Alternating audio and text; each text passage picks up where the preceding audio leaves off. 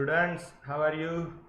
આ વિડિયો લેક્ચરની અંદર આપણે 11 સાયન્સનું જે બીજું ચેપ્ટર છે સંબંધ અને વિધેય, તેમાં કેટલાક વિધેય અને તેના આલેખ વિશે સમજૂતી મેળવવાની છે. વિધેય શું છે એ આની પહેલાના લેક્ચરની અંદર જોઈ લીધું હતું. એ બધી જ વિડિયો લેક્ચરની લિંક નીચે ડિસ્ક્રિપ્શનમાં છે, તો એકવાર એ ચેક કરી લેજો.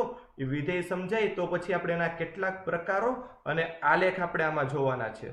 તો ચાલો એ આપણે હવે સ્ટાર્ટ કરીએ.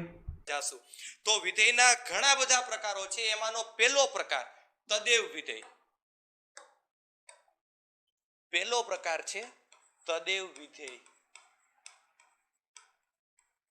હવે અમુક ગુજરાતી એવા નામ છે આ વિધેય, ફંક્શન, વિધેયને ફંક્શન કહેવાય, તદેવ, કે જે આપણે બહુ ઓછા સાંભળેલા હોય, પણ આના જ ઇંગ્લિશ વર્ડ જો એવા છે કે જેના ઉપરથી આપણને તરત જ આઈડિયા આવી જાય, એના નામ ઉપરથી ખબર પડે કે આ વિધેયમાં શું કહેવા માંગે છે. તો તદેવ વિધેય જે છે ને એને આઈડેન્ટિટી ફંક્શન કહેવાય છે. આઈડેન્ટિટી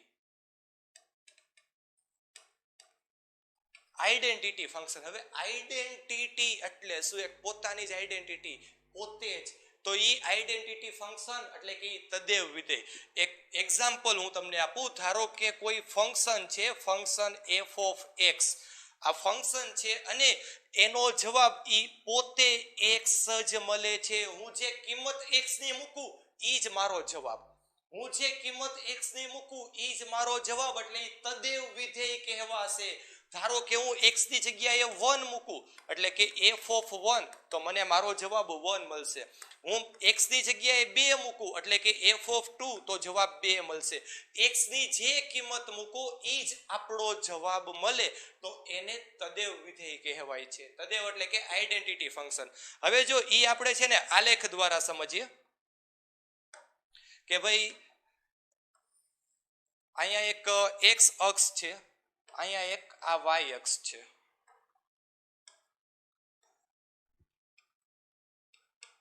આ x અક્ષ આપણે આને કહી દઈએ, આને આપણે કહી દઈએ y અક્ષ. આ બે ઉગમ બિંદુ એકબીજાને છેદશે.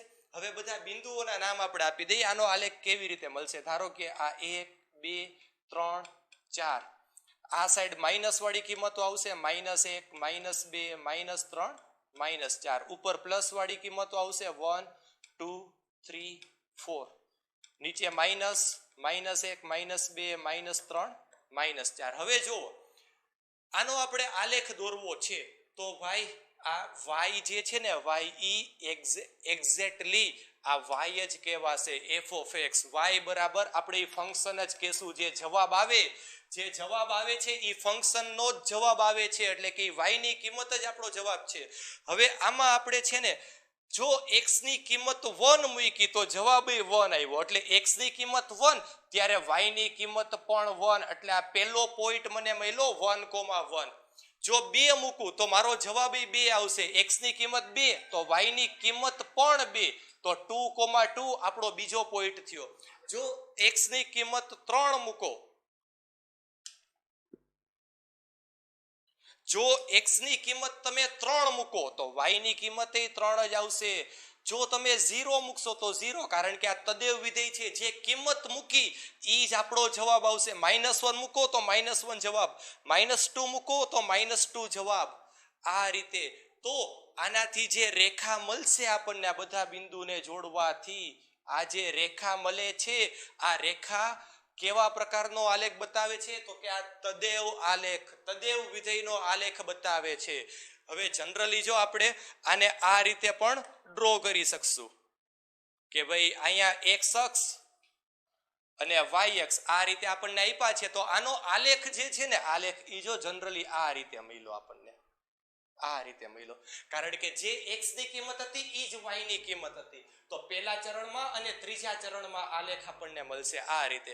તો આ તદેવ ફંક્શન જે હતું એનો આલેખ આ રીતે આપણે અહીંયા થઈ ગયો છે. ચાલો હવે એના પછી આપણે એના બીજો પ્રકાર જોઈએ.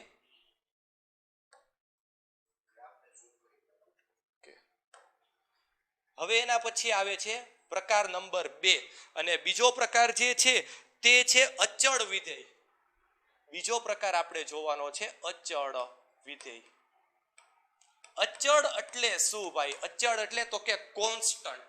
અચળ એટલે કોન્સ્ટન્ટ.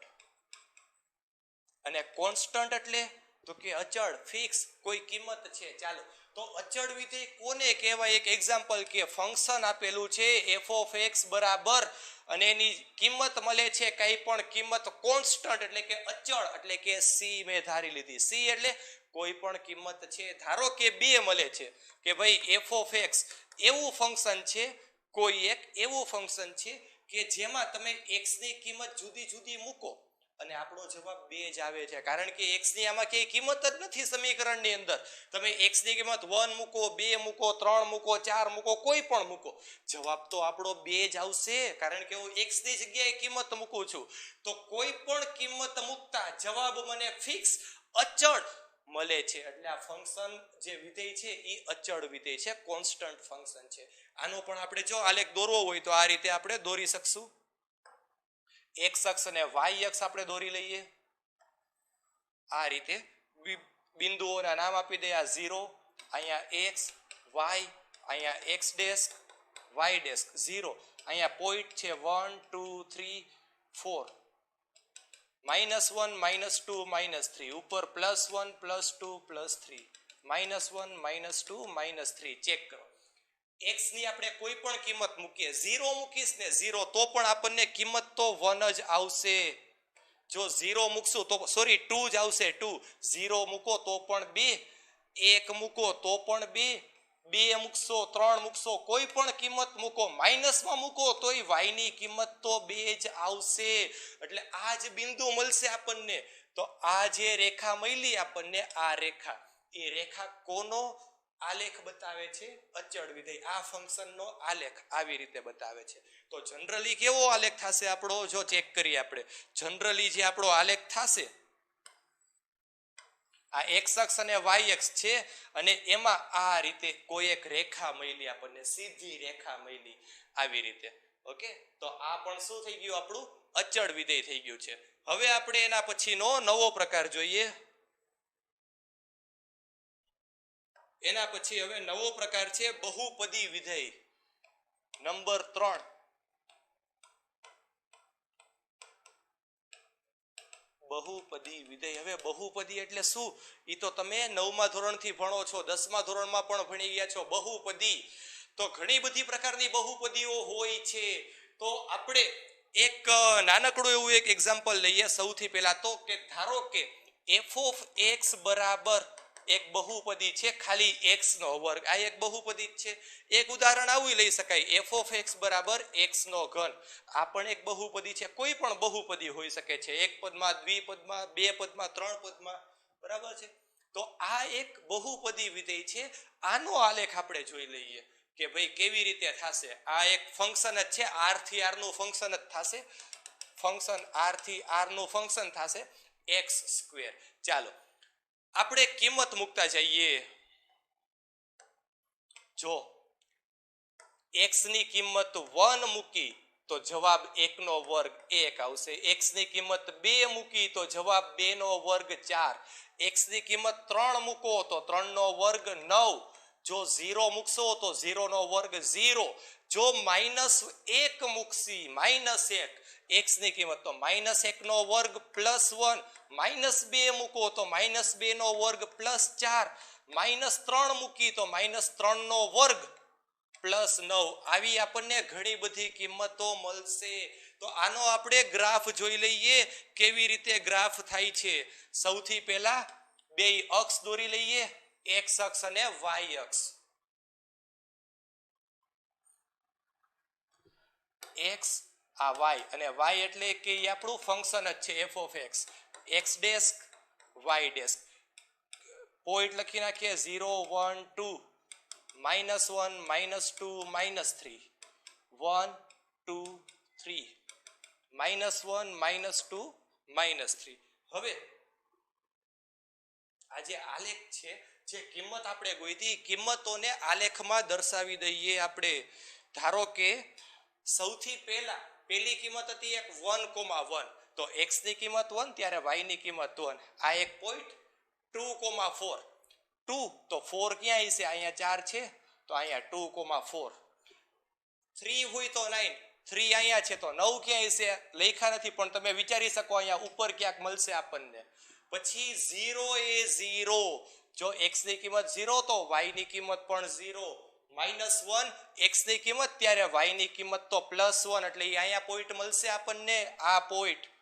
ચાલો એના પછી -2 એ 4, -2 x ની કિંમત ત્યારે y ની કિંમત 4, એટલે અહીંયા ક્યાંક પોઈન્ટ મળે. -3 એ 9, -3 એ 9, એટલે અહીંયા ક્યાંક પોઈન્ટ મળશે ઉપર સુધી.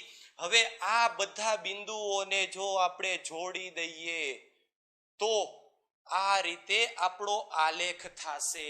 આ બધા બિંદુઓને જો જોડી દઈએ તો x² નો આલેખ કંઈક આવા પ્રકારનો થશે. એ આપણે બિંદુ દર્શાવ્યા વગર જો આ રીતે હું તમને એનો એક નમૂનો, એક એક્ઝામ્પલ તમને બતાવી દઉં.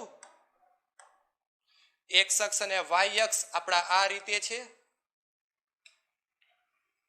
આ x અક્ષ અને y અક્ષ કેવો આલેખ મળ્યો, કેવા પ્રકારનો આલેખ મળ્યો, કંઈક આ રીતે આપણને આલેખ મળ્યો. કદાચ આમાં તો ઉગમ બિંદુમાંથી પસાર થયો છે, એટલે આપણે આ ઉગમ બિંદુમાંથી પસાર થાય એ રીતે જ આપણે દોરી લઈએ. ક્યારેક એવું પણ પોસિબલ છે સ્ક્વેરમાં કે જે ઉગમ બિંદુમાંથી પણ પસાર ન થાય, અને આવા આલેખ 10મા ધોરણમાં બહુપદીમાં આવી ગયા હશે, કારણ કે આ બહુપદી આલેખ છે. ચાલો તો આ x² નો આલેખ થઈ ગયો. હવે આપણે હજી એક આ ફંક્શન છે x³, આનો પણ આપણે આલેખ દોરીને વિચારી લઈએ કે શું થાય છે.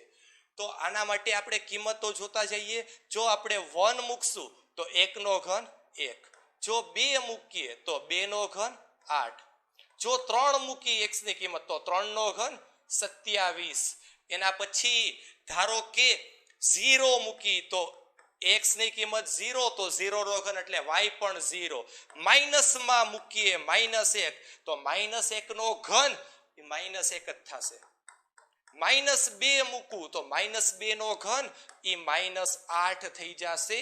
પછી -3 મૂકું તો -3 નો ઘન એ -27 થઈ જશે. આવી રીતે.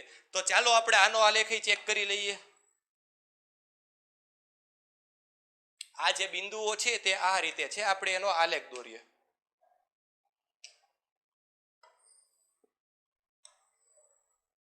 આવી રીતે x અક્ષ અને y અક્ષ છે.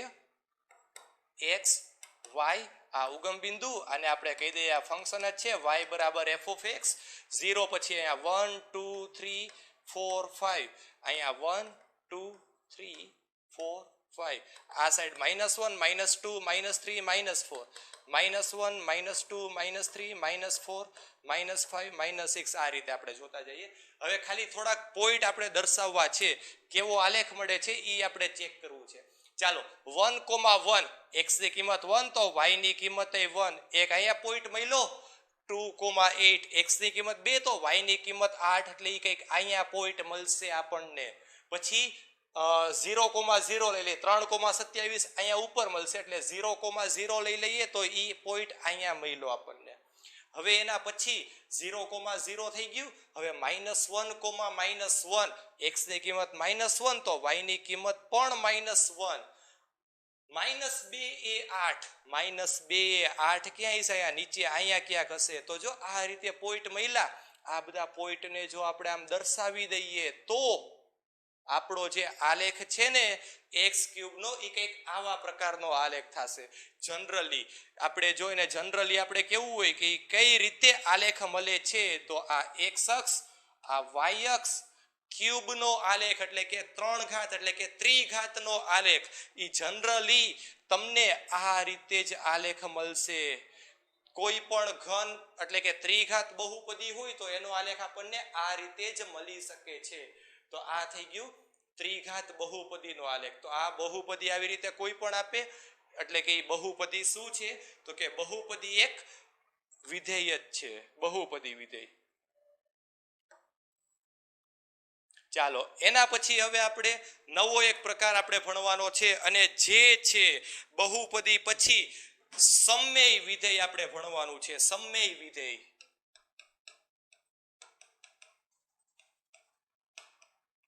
હવે સમમેય સંખ્યા એટલે શું એ તમને બધાને ખબર જ છે કે સમમેય સંખ્યા કહેવાય કોને. સમમેય સંખ્યા એટલે કે જે સંખ્યાઓને તમે p/q ફોર્મમાં દર્શાવી શકો એ બધી સમમેય સંખ્યા છે. તો જનરલી આ સમમેય વિધેય જે છે ને, સમમેય વિધેય, એ સમમેય વિધેય શું થઈ ગયું, તો તો કે જે વિધેય અપૂર્ણાંકમાં હોય, અંશ અને છેદ વાળા સ્વરૂપમાં, આવા સ્વરૂપમાં વિધેય હોય. ધારો કે એક વિધેય છે f of x, બીજું વિધેય છે છેદમાં g of x. તો f of x છેદમાં g of x આવા પ્રકારનું જો તમને કોઈ વિધેય જોવા મળે તો આપણે આ વિધેયને સમમેય વિધેય તરીકે ઓળખશું. આમાં કોઈ જનરલી આપણે સ્પેસિફાઈ કોઈ ગ્રાફ ન દોરી શકી, કારણ કે અલગ અલગ ઘણા બધા ફંક્શન્સ આમાં હોય. એટલે એ ઉદાહરણ આવશે ત્યારે આપણે જોશું એનો પણ ગ્રાફ. ચાલો એના પછીનો પ્રકાર એક જોઈ લઈએ.